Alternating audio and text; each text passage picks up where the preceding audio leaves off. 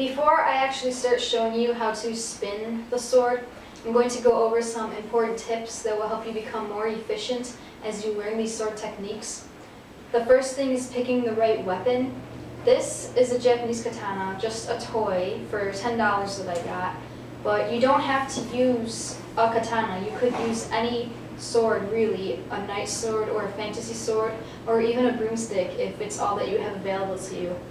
The one thing you want to be aware of is the length. If it's too long, you could hit something, including yourself. If it's too short, it won't be as smooth as you spin it. This is about 3 feet long, which is perfect for me. Also be careful that your weapon of choice is not too heavy for obvious reasons. But also be sure that it's not too light.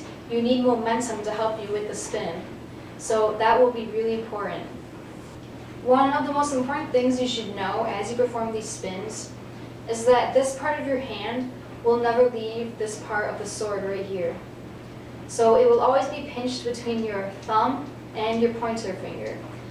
That's also why it would be a good idea to pick a sword with a hilt that can fit easily in your hand. That's really the most important thing as you spin.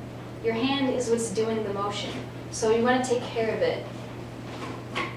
And finally, safety. This uses a lot of wrist motion. You're going to really be whipping your wrist around in unnatural ways.